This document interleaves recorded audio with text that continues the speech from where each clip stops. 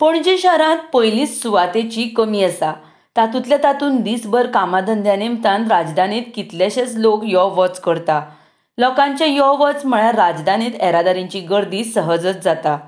एके वटेन पार्किंगाचोय व्हड प्रश्न आसा। पणजेत पार्किंग मेळप म्हळ्यार एक व्हड जैत मेळप अशें प्रत्येकाक जो गाडी घेवन पणजेत येता ताका दिसता। मात पणजेत ह्यो कितल्याशाच काळासावन बंद पडिल्ल्यो गाडयो पळयात, ज्यो शारांतलो अर्द्यावयर जागो आडोवन बसल्यात।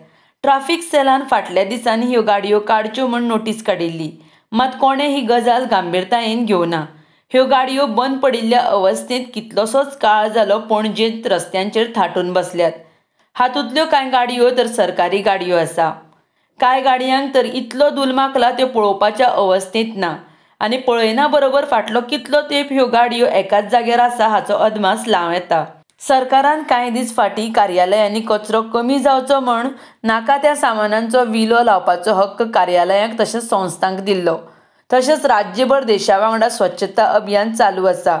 मागीर अशा ह्या गाडयांचो योग्य तो विलो लावन राजधानीत स्वच्छता मोहीम कित्याक जायना? ह्यो शारांतल्यो बंद पडिल्ल्यो गाडयो जर काडल्यो तर राजधानीत नितळसाणूय जातली, पार्किंगाक सुवातूय उपलब्ध जातली आनी शाराक सोबीतकायूय येतली। RDX गोवा खातीर पणजेच्यान गौतम शिरोडकार।